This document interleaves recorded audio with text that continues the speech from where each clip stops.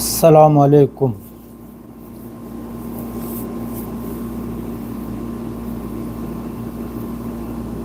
Life सिदा चंगबिरक्तरिबा मयाम इसिना पुनमुक्त सलाम अमसुंग दुआनी। हंदक social media सिदा इरांग खर कल्लेको इरांग खर कल्ले हाइदी मणिपुर की मतंगदा वीडियो खर अपलोड तौरुन मरम ओइरगा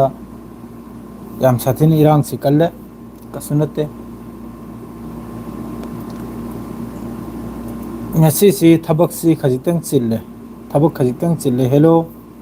thobak khajitang chille di arang su ahing chupama tum hodre aduna nongthil su tum khara madre di duty su khar kalle ko aduna pausi yamna toina ngasi hablak pasu ngam khidre adugi matungina pausu adu yamna important haidi yamna sathi ba paw leiti yamna nungai tabu paw haibu adu su mayam da hajre ke ahan bada hojik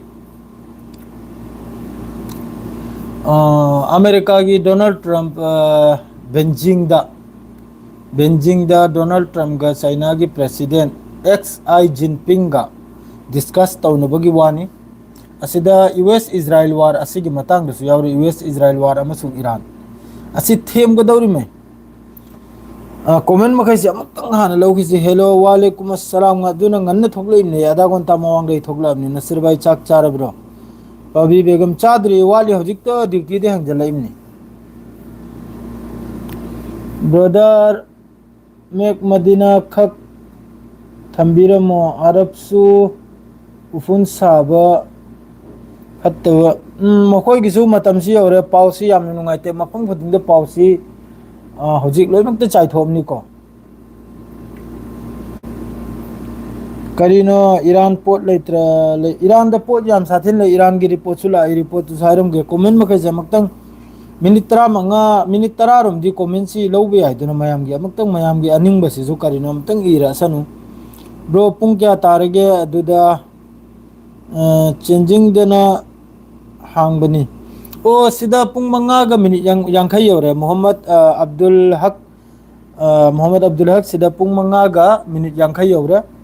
Saudi अरब ता होजी comment मखै जमतंग comment से super hundred YouTube ता video की comment so हलबे नमद्रे Seng ना हाइदा अदुना मयाम याम साथिने सावनरा by Thangta याम साथिने सावनरे पूरा highway ngamdribni मखै हाइनिंगमनि आई थक्ता आई खंगे अदुसु अदुना लाना लोबिगुनु मयाम नखै सिदा जो live ते संगले मखैसे सी रेगुलर आईगी पूरा आईगी वीडियो आई येंगबु मी ngangतना बा रेगुलर आईगी वीडियो थांगलकपदा यामना खौरांग नंगाइरगे येंगबु कांगलु ngangतना अदुना खोइगी कमेंट से हंड्रेड आइना वीडियो सेम्बगी यूट्यूब चैनल दा थबक सुबी कसु कांद्रे सेंग हाइबदा लान कम कम तौरी लान सी अमका तौनगदौरी याम साथेना फिफम अमदनी लैरिसे हौजी फिफम अमसिदा यामना चाउना धोका अम तौरम खरा अखोइने लैरि मफमसिना ईरान अवाबा तारो अतोपनि अवाबा तादरसे हौजी बोइचाक एम के ईरान अवाबा तारो ईरान दी हौजी पूरा अखोइगी सिंहासन हाइबि खंगिदना हाना निंगथौगी सीट तो अदुरनि मान फमलेगा हौजी सानरिसे नुआरी जहीर चेसम नुआरी चार ब्रो अदाबस्तो यार मारे चादरी सोना साउनिंगाई लेते साउबुदी साउरो अदुरसो इन एकमदा खजितंग नुआइत्रे मुनीर मैतै गेमर करेगा दी कमेंट से जो हलबी आमने दरकार ना बा टेम्परेचर इस साबगी दी आमने साथीना साबा हो रहे एम के आलम यौरमनी सीधा साबगी एकदम हौ खरे सऊदी अरब ता पूरा अखोइगी साबा हरिदो हौजिकनि चिंबान से कंग से उरेदना इसिंग अदुम थममनि इनाकता साराबा एसी थारगसु याद्राबा येंग अमेरिका की रिपोर्ट अम दाहर सिनबु ईरान दा हौजिकसु 90% ईरान की मखोइगी मिसाइल कैपेसिटी मखैसे लोइन अमके एक्टिव ओइग्रेसने अदुगा ईरान की मनुंग अमेरिका की मखोइगी इंटेलिजेंस की रिपोर्ट निको मखोई मनुंग की रिपोर्ट नि हौजिकसु ईरान मनुंग दा मिसाइल सी याम साथिने लेरिस 90% हौजिकते एक्टिव ओइग्रे ईरान माद्रेदी सी की मनुंग सिदा ईरान ना लान सी हौरकपदने येंगु ईरान की एयरपोर्ट तकरा अदु यामना स्ट्राइक तौखरिदो इंडिया ददी याम साथिन सागदोरनि हंदक की रिपोर्ट आइ दारी बाइदी यामना साथिना दिल्ली दकरा सिदी पूरा मयुने सादोरनि दिल्ली राजस्थान यूपी बिहार करा सिदी पूरा चाकथे कदोरनि अदर अखोय आसामसु सागदोरनि मणिपुरसु सादोरनि सारो हाइबि याम नते याम साथिन सादोरनि हंदक अदु सोमदा साइगी ईरान अलोट थबुक अमा हाइबु लानसी हौरकपतनी ngairi ngaisida ईरान न मोहगी जहाज मकैसे मोहगी एयरक्राफ्ट ओइगेरा मोहगी जेट ओइगेरा अरीब जेट ओरसु अनौब जेट ओरसु पैसेंजर फ्लाइट ओरसु लोइने थैदोखरे मुस्लिम अमा सिबदा थमोय काय अदुना ईरान सी सोकद्र यामनो ईरान सोरो ईरान की बखुतने हुजि लोइने वालेकुम अस्सलाम नौचा ब्रो वालेकुम अस्सलाम अचुम्बा निबिरो असेंबा अचुम्बा चटपा सेंटर सिंगी दमकता अल्लाह न हिफाजत तौबी मानी असेंबो वानी मोहम्मद अब्दुल हक नाहक नाहरदो नसीर भाई नंगबू करावाई गिनो ओइमा आई कसार गिनी ने पाबी बेगम आई कसार गिनी ओके ब्रो गी पाव खक्तनी चेकमा यंगु पाव सी यंगु मयामम गी मतम सी जो इना यंगहलबे आय बने माइकई मरी दगी पाव सी थुप थात आयना समझल खोचल लेगा दे पाव सी थोकलक दे पाव सी अनिहुं भक्तनी थोकलै सही मयाम दा दुस तान जरमगे अमेरिका की डोनाल्ड ट्रम्प हौजी चाइना की मखोई की एक्स आई जिंगपिंग हाइब्रा अदुगा डिस्कस तौनरी यूएस इजराइल वार अमसु ईरान असिगी मथक्ता मान सिदे 2 डे नुमित निनी की विजिट निको माद्रेदी सोमनबु अहम बगी हेडलाइंस नि इंक्लूडिंग 2 चिल्ड्रन मित्रा निथोय असि साइट तौथोखरा लेबनान दा से इजराइल की स्ट्राइक तनी अदुमक अइना हौजी की फेसबुक ता वीडियो मसु थांगलमनी हिजबुल्लाह की तरफ तगी ड्रोन ना मखोई की मीम की मथवाई लौबगी अदरे सोमनबु अमक्का हारिसनबु ईरान की तरफ तई बार ने अमक्कसु कनुमम लायाबने स्टेटमेंट हम लायबा करिगुंबा अहुम लक्सुना इजराइल ना स्ट्राइक तौब तारगदी इजराइल अमसुंग अमेरिका ना ईरान की मथक्ते स्ट्राइक तौब तारगदी 90% इन्वेस्टमेंट तौनी मखोई यूरेनियम साइन 90% यूरेनियम इन्वेस्टमेंट तौबसी नोंमनिनी दे याब नते मयाम सिमजो खंगजलु यूरेनियम इन्वेस्टमेंट हारसे उन्थोकना तपना सुम लैरिमनि लैरगा साइगी सेंगदोरइमनि सुमदोरइमनि अदु 90% यौबसिरे कम से कम था चंद्रबे था मंगा तुरुक चही अदुमरुकनिको अदु मखोइना 90% है दक लाउन पले इसनदी मखोइदा इन्वेस्टमेंट तौदना लैब्रा ना होय सादना लैब्रा अदुम लैराबा असिना करिगिनो हारे हैबदा मयाममना रिपोर्टर मयाममना अब्बास अराकची मखोइगी प्रेसिडेंट मखोइगी आईआरजीसी की मकोक चिंगना मखैदा मखोइगी इरना मखोइगी न्यूज़ चैनल मखैदा इंटरव्यू लौब कांदा हंगी वाहंग खरने करिगुंबा अमेरिका ने न्यूक्लियर वेपन अटैक तौरप तारगदी करिनो अदुगी कैनोम साइना अखोइगी हिंबगी जरिया साइना अदुरा मखोइगी मकोक चिंग मखैना खुमी अदुगिसु मखोइदा लೈ हाइना अदुगिसु लೈ हाइबा माने कैनो अदुगी जवाब पीबगिसु मखोइदा लೈ हाइरमनिना मखोइसिदा अखोइगी न्यूक्लियर वेपन गुंबा सारमबगी नाहोय यामना नक्सलबा नोंमनिनी दे लोइबा ngamba हप्ता आमदे लोइबा ngamba अदुगुंबगी मखोइ थौरांगसे लांगना लैखराबा असिम लैखरा अमेरिका दगी अमक्का रिपोर्ट नि बार डोनाल्ड ट्रम्प अमसुंग इजराइल बु बार वार्निंग पिरेमनि अमेरिका की इंटेलिजेंस ना हौजिकसु ईरान की मखुता 90% सोमददी डोनाल्ड ट्रम्प ना हमेशा लावी पाव खुदिंगदा लोई खरे मखोई की खुचु खुलाई लोने डिस्ट्रॉय तौखरे मखोई की यूरेनियम मखोई की न्यूक्लियर साइट लोने डिस्ट्रॉय तौखरे मखोई की नेवी लोई ग्राना नेवी लैबदुना बु ngasi फावबा ईरान की तरफ तगी स्ट्रेट ऑफ हॉर्मुज त ब्लॉक तौरगा थमिनि नेवी लैत्रदि कम ब्लॉक तौनि नेवी लैबदुना बु ब्लॉकेट तौरुनाबा जहाज चलहंद्रिबनाबा अदुगा ईरान की न्यूक्लियर साइट मखोइने डिस्ट्रॉय तौखरादु तौखरमगबो हौजिक ईरान हारकन रोखो इन्वेस्टमेंट तौनि हाइना हाइरारो सिरसु ईरान की मिसाइल लोइखराय मिसाइल लोइरगबो मखोइ की इंटेलिजेंस की तरफ तगी 90% हौजिक एक्टिव ईरान की मिसाइल प्रोग्राम खरम एक्टिव ओरमदुदो हौजिक 90% मखोइने खरगर सोगल गिबदो स्ट्राइक तौरगा 90% एक्टिव ओइखरसिन अदोडी एंग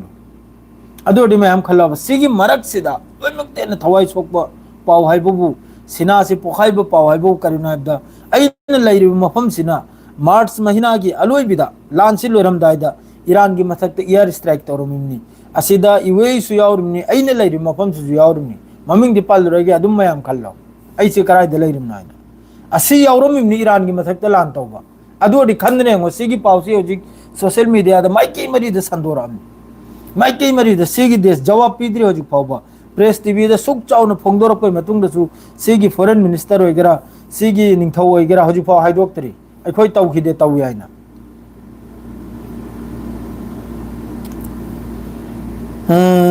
भैया ब्रो कराइने ना के कमेंट दो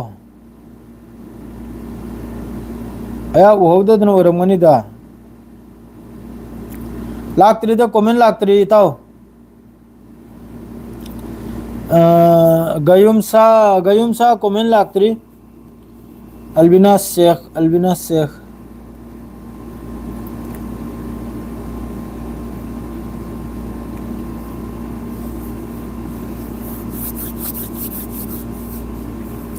अल जजीरा से पासी मैम ले मचा मचा फिलिस्तीन की नखोई मैम नुंगारो ने ताहंद्रिमी सेंग नाइबदा सिदे येंगिसे हजिक 28 मिनट ममांग की पावनिको इजराइल की बुलडोजर ना राजी 50 फिलिस्तीनियन की शॉप अखोई की दुकान मार्केट अमा अमा सी पूरा सेटलमेंट की दमक पूरा डिस्ट्रॉय तौखरे पूरा थुगाई खरे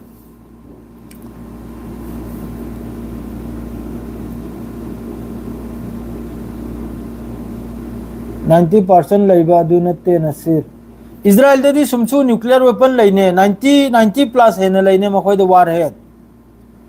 कलम चसम खांगिब्रने इजराइल द 90 हेन लै फोंदोक तब पाव मयाम द हाइदोक तब पाव 90 हेन न्यूक्लियर वेपन लै अदु ददी कनामतना सवाल जवाब लेते बस ईरान ना इंड्रिसमेंट खक्त तौबद करिगा दि ईरान सी सुपर पावर ओइबी आदाबो मिडिल ईस्ट ईरान के मखुत्ता न्यूक्लियर वेपन से लाखरदी इजराइल ना हौजिक लेबनान दो इगेरा गाजा दो इगेरा मान हौजिक तौनुंग तौरबा है तौबंग मरोय लोय खरे मिडिल ईस्ट अमेरिका ना मनिंग मखा तौरिसे तौबंग मरोय अदुगिनी ईरान बु nuclear weapon सहालोय हाइना nuclear weapon Sahal नुमित निनी की विजिट नि ट्रम्प दो कनमदा चाइना दा अदु सहालोय हाइना निने हौजिक पेसार पुनमक तौरबा है नखोयबो ईरान न्यूक्लियर वेपन दो साखरदी सिदा अरब मखैन कीरिबा इजराइल बो करिगी कीरिमनो इजराइल द न्यूक्लियर वेपन दुले याने कीरिमनी वादु बुजिर ब्राउज ईरान द लेडी ईरान बसु की बता रहा है अदुरा सा अरब मखैजन हमका करी खली खंगरे ईरान न लौखरदी ईरान न खोय कुल वाइब दो कुल अनि तौनुंग बतौर अनि आइना अदुनी खल्ली दो मखैना अदु मखैना खल्ली दो ला ल्याबा ईरान न हारिम नबु नंग सुसाव ऐसु सागे सिनाबा दुनिया की लोइमक साखरे अखोइना करिगी सारोइदौरि सिनाबा अदु कुमहोगी फतवा अमा पिरंबनिना अदुना पंदना लेरमिना अदुमक पो हौजिक हाइरेदोना अहोम लक सुबा करिगुंबा स्ट्राइक तोरकपा तारगदी ईरान की तरफ तगी सु न्यूक्लियर वेपन सारनी हाइना असिनाबो मेन पॉइंट से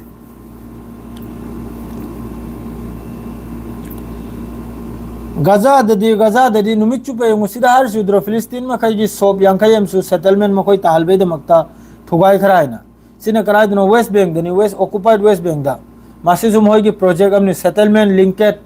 रोड प्रोजेक्ट हाइरी मखोय ना होजी के इजराइल की तरफ तगी असीम लाइखरा माद्रे दि सोमना बु याम साथी ना इजराइल की सेटलमेंट से वेस्ट बैंक से याम साथी खरे पूरा मचा लोय न लवजन र लोय खरे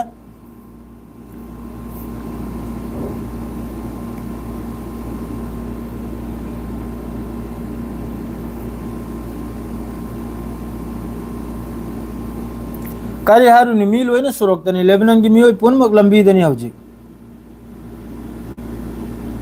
चाइना ना मवा सुपलो लोरोय चाइना ना जी हारेगा हारे पे आय नंगी ब्लॉगेट अमा हांगलवनी चाइना ईरान की सपोर्ट तनी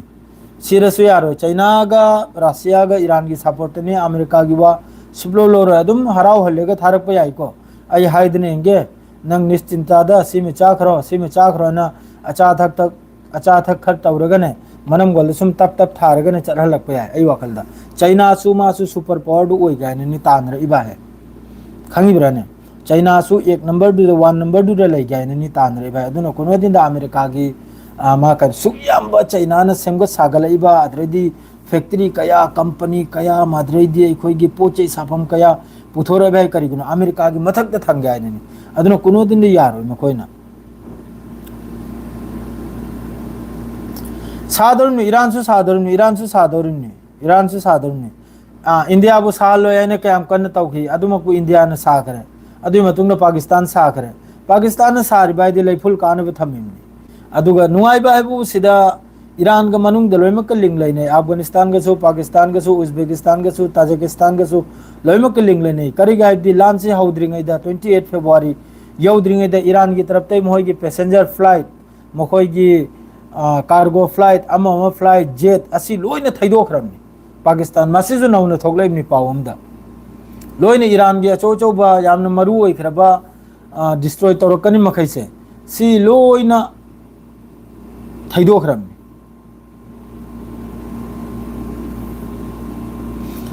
सिदा तेहरान की ऑफिशियल की तरफ तगी अमक्का रिपोर्ट अम लाइको 80% डैमेज ओइखरबा तेहरान मनुंग द कैपिटल दा सी अल जजीरा की फास्ट रिपोर्ट नि आईआरबी की तरफ तगी IRIB की तरफ तगी मखोगी ईरान ब्रॉडकास्टिंग असी की तरफ ते फोंदोरेनी 80% डिस्ट्रॉय ओइखरबा तेहरान मनुंग दा साइट कया अदु लोइना रिपेयरिंग तौखराय बिल्डिंग ओइगरा कनुम ओइगरा लोइना माद्रे द अमक्का मान सिदाहर सिनबो 60,000 residential and commercial unit Tehran दा असिसु लोइमक अयामबदा लोइमकता मखोगी गवर्नमेंट ने लोइना सेमगत सागथ्रेसिनी तेहरान दगी माद्रे दी ईरान की अपुलबदा सिदा मखोइना बिल अम पुथोरेसिन 270 बिलियन ईरान इजराइल अमसुंग यूएस की लांदा मखोगी मांगखिबा मखोगी असाय होजिक चंगखरिसे रिपेयरिंग तबदा मु चंगखरिसे सिसु मखोगी रिपोर्ट सिम दारे इको 270 बिलियन असी लोइन पीबलागी दरुनी सिनी पाव याम नुंगाय ब्रो सऊदी F-16 ईरान द सी एंगो नहल मार्च की लोरमदाई दुदा अखोइना लेरु मफम सिनने नाहकना पल्लिबा ममिंग से असिना ईरान की मनुंग दा वार तौखी हाइना स्ट्राइक तौखी हाइना मोहगी प्रेस टीवी दा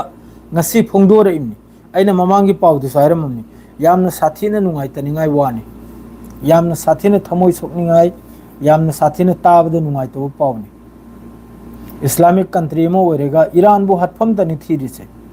iran sebu namhatpa iran sebu tu hatpiba somda gaza gi matang da diwama ngangbungam de lebanon gi matang da diwama ngangbungam de phone tawnraga itaw nang condemn tawrok lo he aisu condemn tawrage aina sum hainraga condemn tawnarim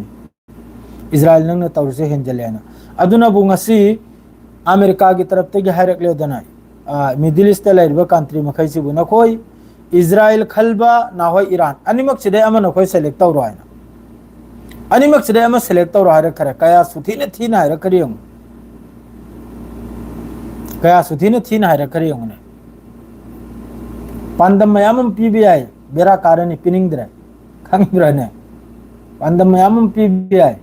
Manipur लोमदा Kasar लोमदा तमलेगा पिनिंगद्रे अनिमक्ते अमा खल्लो हायरक खरमनि येंग्रो खामिनाई हिंगली हारिसी खामिने हारिसी मचानी पाएसु मुस्तफा खामिनी नि मासु अली खामिनी की मवोंगदा सकलदा सूरतता थबकता मागी व्यवहार हिंगली हारिमनि ता खंगिब्रने सिदसु blogger खरमना Iran की supreme leader Ali खामिनी हिंगली आइना पाउसिसन बखरे अली खामिनी हिंगली हाइबदी खामिनी की सागै नातै निदना मसा मसु निदना हजिकसु सुप्रीम लीडर ओइबा है अदु असाई मपादुन चलंबा लंबी दो अदु चतपदुदा हिंगली आइना डोनाल्ड ट्रम्प ना हाइरिमनी ईरान दा खामिनी हिंगली आइना खंगी बिराने अदुनी अमदुरी सईद ओइखरे अल्लाह ना जन्नत ता थंबसु ओइसना अल्लाह ना करेगा दिमागी ममिंगसी माइकी मदी दा फावरमनी हजिक करम्ब प्रेसिडेंट करम्ब निंगथौगी लंबी द फोटो थेतप कांदा ngasi फाव तैथोक पलैते उफुल द पाकिस्तान दा ट्विटर दा इन थेंगरमे साइ निपा अमखक ट्राक थौरिबा खामिने की फोटो दु लेफुल घर कार है अदु तैथोइम माय ममिंग से सेट लाउ में सेगाय दने चकरम प्रजा मयाम बुमाबु बंकर मनुंग दे संवाइब दा माना उल्टा हंगी आइगी प्रजा मयाम सिरे कराय दे लैने आइना मखोय बिसु बंकर मनुंग दे पुजल्लु दुनाइब दा खुमलखि दे अदुना अदुम मपान द खुला मैदान द इजराइल अमसुंग अमेरिका की स्ट्राइक द साइड ओइग्रिदुनी एंग्रो देश की दमक मथवाई कत के बाइदो अदुनी इजनाव मया द हजिक की अपडेट हाइबु डोनाल्ड ट्रम्प याम कन पाकिस्तान चाइना की सिंजिंग द जिंगपिंग हाइब्रा जिंगपिंग द याम कन सोलगदौरी सोलवे मतुंग द करी रिजल्ट थोलपन असिसु एंगबताय माद्रे लेबनान द अंगांग यावनो मित्रा निथोय निंगसी 24 आवर्स सिदा साइड ओइग्रिसे इजराइल की स्ट्राइक द सुबलेबलेबते लेबनान मनुंग द स्ट्राइक तोबा माद्रे सोमन वेस्ट बैंक दसु लम लौजल बसी मखोइन दि लम पामने लम लौजल बसी सुबलेबलेब तो पाव इजराइल की तरफ तगी मियोय पुनमक ईरान की पाव करिनो अमेरिका की पाव करिनो सिदनी बिजी आई लोइना खंगी जितना मीडिया दसु ईरान की पाव सी खक्तनी हंगी से होजिकता लेबनान द करी ओरी गजा द करी ओरी सी हंगदे लेबनान द यामना साथीना लौजन काबकम लोइग्रे निताली रिवार्ड फाव मखोय की मनुंग दि चल करे अदुदगी दि हेंजल ब पीद्रे हिजबुल्लाह की तरफ तगी हिजबुल्लाह की तरफ तक Mopa चाब चाबद मखोइबु drone माद्रेदी मोहगी FPV drone हाइबा अद्रेदी मखोइगी rocket हाइबा असिना अटैक तोब सुले लेप्ते हिजबुल्लाह की तरफ तक नीनी दरा हुमनी दरा अमा अनि अदुम सहित मोहगी मथवाई से लालिमनी कनोंगी इजराइल की आईडीएफ की अदुगा सोमदा लेबनान मनुंगदा सहित ओरि मखैसिदि मिचम गांगतनी स्नाव मया पालिबा प्राइम मिनिस्टर ना अमेरिका की बगी अद्रैदी अखोइगी इंडिया दसु अचौबा कनोमम ओइगदौरी ब्रिक्स हाइब्रा करिनो अदुगुंबगी ओइ मारे अदुदा ईरान की अब्बास अराक्ची लाकपगी वानी अदुगी सम्मेलन दुदा असिसु पावम थोगलै को हजिकता असिजोय मैम दु तहंजरमगे दो हजु फाउगी इताव मैम सी खक्तनी पाव से हेल्प लाकते मैम की मतलब मांगले कसु कांदे अदुने ने खंगजे बाइबु जो पाव लाको मखैदे ने तहलमनी मैम द सिरे हेंदो पो हजु फाउ करीम त लाकते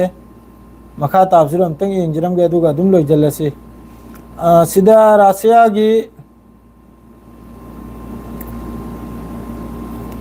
रसिया की तरफ तक हजू पूरा ग्लोबल अखोगी एनर्जी सेक्टर से माँ की तरफ तक हजू पूरा कंट्रोल से रसिया से सोमदगी स्ट्रेट ऑफ हॉर्मुज से थिंगमीना सोमदगी मखोगी असाइन अरंग समंदर में आरंभदो पेक्सियान हाइब्रा करी है अदोमदगी नी हजू रसिया दा खुचु खुला चली से माद्रेदी 20% पूरा एनर्जी पूरा ट्रेवल से एनर्जी की पूरा लंबी से पूरा स्ट्रेट ऑफ हॉर्मुज सिना पूरा बंद तौखरमनी सिना अमेरिका दसु याम साथीना थाव तेल गैस लांग अखोई इंडिया की प्राइम मिनिस्टर ना हाइदोखरमनी ने गैस वाना पेट्रोल वाना सीजनौ बैटरी की गाड़ी च मप्पा दे बैटरी गाड़ी लेरब्रा करम दे लौखरा मी अमगुम अनी गुम खक्तनी अदुगा मा विदेश तोड़ चखरे यूरोप तोड़ चखरे ए याम साथीने तांगलखनी करीगुंबा स्ट्रेट ऑफ हॉर्मुज सिदा सुम तर्क तौनदना लेरबा थाम खक्तगा लोइरे अदुडी तत्लमनी पुम तत्लमनी थाम तंग ईरान सुम ब्लॉक तौजलबा तत्ले अदुडी चनामे लोइन तत्ले आइसु वारनी आइगी फैमिली सु वारनी अदुसु वारसु नाफी चारे गोसु लेंगने याखोइसु अनभक खजिक्तंग ओइ साबा खंगिराने आइसु नाफी चारे गोसु लेलगने अनभक महिना हाइबनिने आइखोइसु चाजल बाइदुनी कम तौनी आइखोइदी गावदनी लेरिबा पेट्रोल सु मथौ तादे थाव तेल हाइरे अखोगी इंखोल कहलपद सुमलेगा माद्रेदी मोरक हाइरे तारीद थक युंजलगनी खामेल हाइरे तारीद थक युंजलगनी सिंखामेल हाइरे हेक युंजलगनी लोइरेने फौ हाइरे लौफम दे कारकले अदुन चाजलेगे लेल बताइदुना एंग बतायाबा अदुनि स्नाव मैं